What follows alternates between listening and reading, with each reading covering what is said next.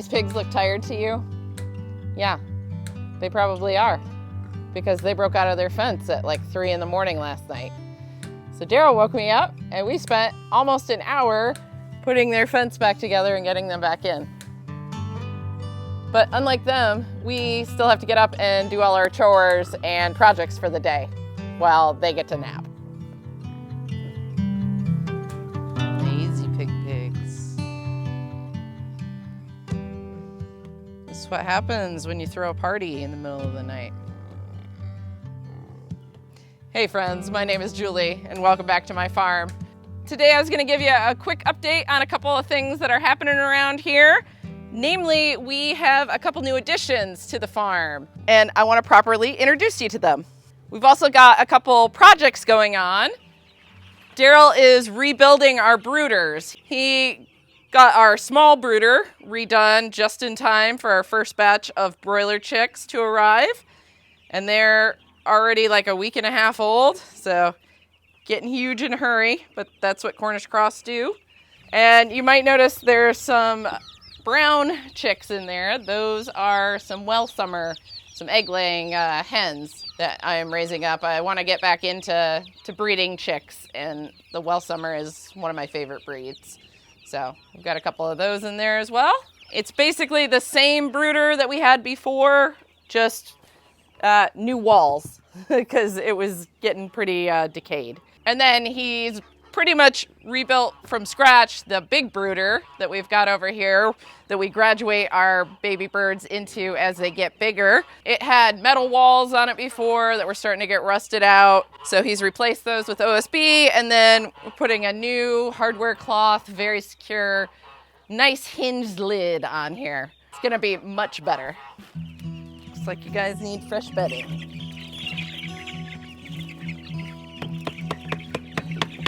Oh, so scary. It's okay. It's okay. I know. So many noises today. Yeah, we'll get you some fresh water.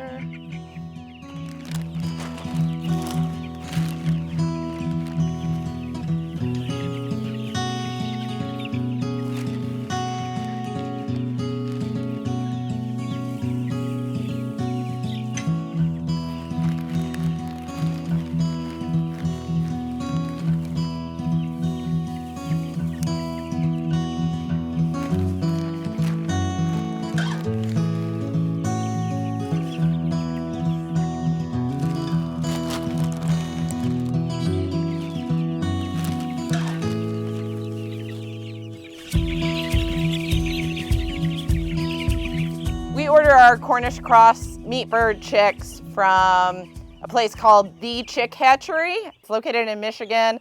I ordered from them years ago because they had really competitive pricing and availability year-round for their chicks, and I have never used another hatchery. I always get the healthiest, best-looking chicks from them. I have no affiliation with them whatsoever. Just after years of using them, I can definitely recommend them. We also had a nest of ducklings hatch. We know we have, I think, 5 nests, or had 5 nests going in various places around the farm, and one of our girls hatched 9 ducklings, and they're all doing great.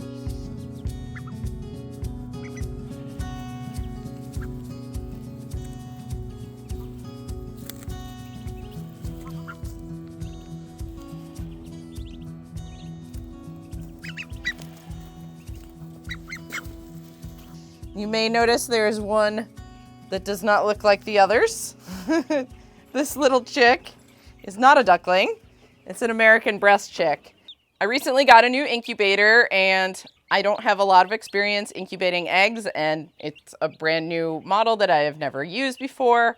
So I did a test batch of some American breast eggs, and sadly only one of them hatched. So this is our one trooper, one survivor. I've got him in with the ducklings right now because he's a lot closer in size to them. I'm gonna put this guy back. But as soon as the big brooder is finished, we're gonna separate the Cornish cross out into that. And that'll leave a lot more space in the small brooder, and then he can go live with the Welsummers. It's because nothing's square around here. Looks good. But that's plenty. Yeah, that'll keep him safe. But I am not discouraged about hatching eggs. Since I got that new incubator, I went ahead and separated out my Easter egger hens. I got a new rooster. So I've been saving the best eggs from these girls for the past few days, and I'm getting ready to put all of those eggs into the incubator. And I'm definitely gonna tweak a few things because the first run didn't work, but I'm pretty sure I know what went wrong. I went by what the manufacturer recommended, not what seasoned chicken breeders recommend. So I'm gonna go with that other bit of advice this time and hopefully have a much better hatch rate. But hopefully in 20 some days, we'll have some Easter egger chicks as well. Hey, Goose crew.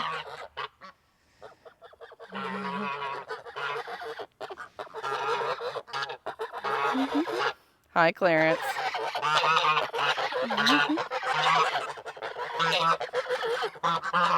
Can I talk, guys? Can you be quiet for just 1 minute? Just 1 minute. So this big girl over here is Claudette, and she is my adult Toulouse goose. And then this one that looks almost identical to her, and this little girl over here, they are her daughters. And they're only about 5 months old now, and they're huge. We decided to name them Dee Dee and Darla. Claudette was sitting on another nest, and we were hopeful that she would hatch a couple eggs on her own, but the dogs pulled out some very stinky, rotten ones from there today, and I think she's kind of done sitting on it, so no luck there. After we're done hatching a few rounds of chickens, I'll probably, this fall, go back to hatching more gooses. I'd like to have a few more, especially these Toulouse or Toulouse crosses. They're my favorite so far. The other project of the day is we're smoking some homemade bacon. Oh yeah, trying to cold smoke it, keep it under 100 degrees for a long period of time. It's looking good. It's a whole belly from one of our American guinea hogs. So I realized that it was time to feed my bottle babies. The midday feeding for my 4 bottle lambs, and they are up in our front pasture. I don't know if you guys can hear that, but it sounds like one of them is screaming for me because I'm like 3 minutes late. So we better get up there. But on the way back, we're gonna go buy the goats, and I'm gonna introduce you guys to probably the one animal that I am most excited about adding to the farm in a long time, really. Oh, very, very special lady. I'll introduce you in a minute. Hi, babies. Hi, crazy babies. Are you still hungry? All right, I'm coming.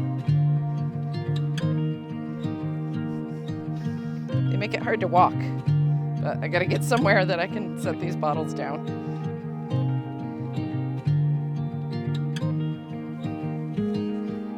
Off. Don't be jumping. No, don't jump on me.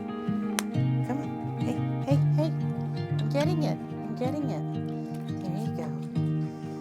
Whew.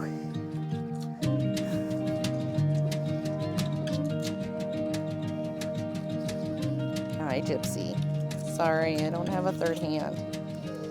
And these two are the pushiest. Hi, Gladys. This is my 4th baby, Gladys. She's usually a little slow to the party. You're done.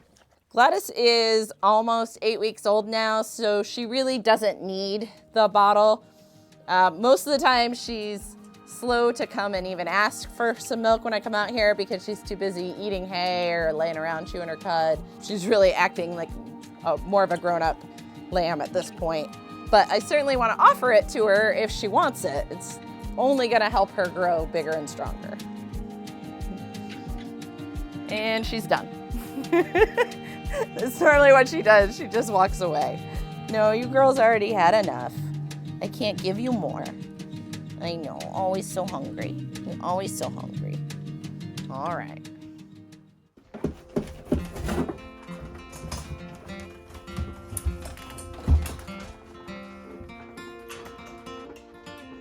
What you doing, Rosemary?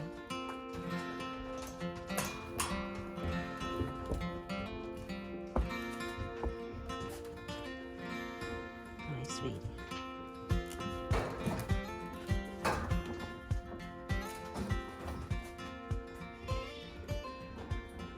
Guys, meet my new goat. Why do you get shy when the camera comes out? So this is Rosemary.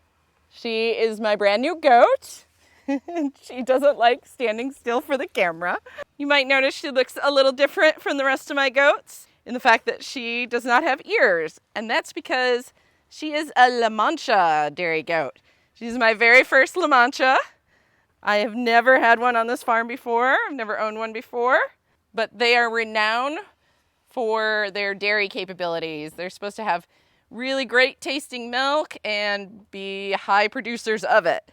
And Rosemary here, I've been told, can produce up to 1 gallon a day. So if that holds true this year, then she will probably be my highest producing goat in this herd. And as I breed for better and better dairy goats every year, that's definitely the direction that I want to go, higher production. So Rosemary here came from my very good friend Mary Lee's farm. I introduced you to Mary Lee in the puppy video about the Turkish Anatolians. Those were her puppies. She decided that she probably wasn't going to breed or milk her goats anymore, and she didn't want such a high quality dairy goat going to waste. So she very graciously gifted her to us, and she is going to be a huge blessing for this farm. And pretty much as soon as she got here, we put her in with my buck Figaro. So we should have some gorgeous babies from this girl in the beginning of July. And then she is really gonna help us get through all of winter as far as our milk supply. So far, most of the goats are afraid of her, except for some of our biggest guys. That's good because this herd is not always the friendliest to new goats. And she can definitely stand up for herself. You're so mean.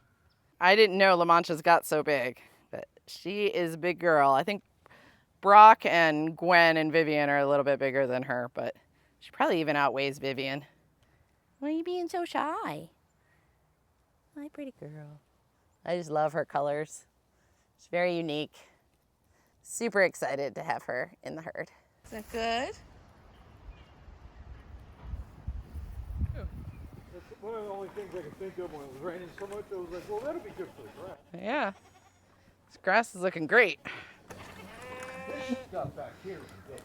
So we've been putting those naughty pigs to work. These areas have been some old garden areas in the past, and then we kind of grazed them, and then the last couple years they've pretty much been exclusively pig areas. And they've really kind of got beat up, and then we had some invasive weeds come in and just take over. So I've been moving that group of 12 pigs around and letting them till this up, and then I've been seeding grass behind them. So this time of year, annual ryegrass is what comes up really quick and easy. And as you can see, it's looking beautiful back here. So they're doing their job.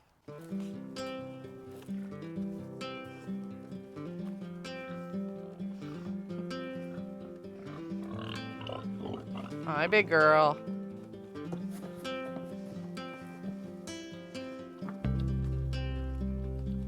Hi, Amy.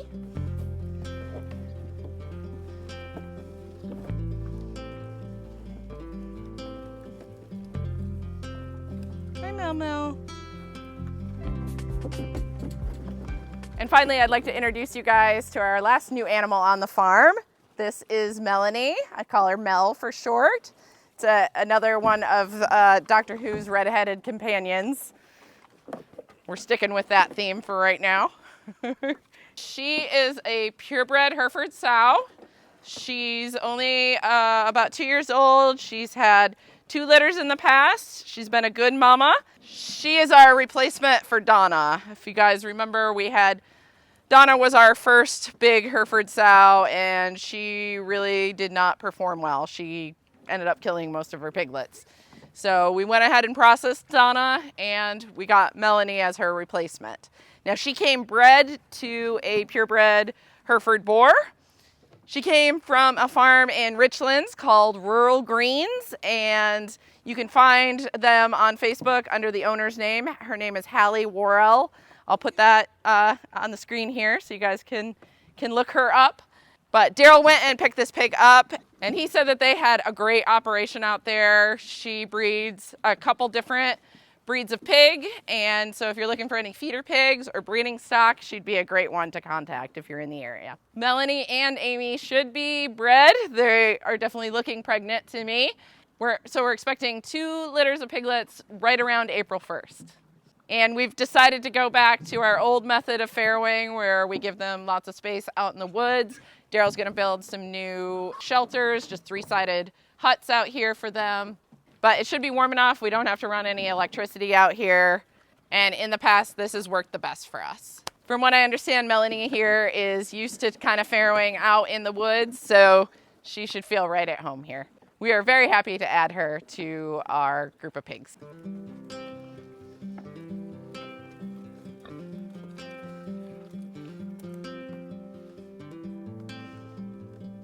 You like that grass, Junie? You like that grass? Look how green it is. You like eating it. I know that.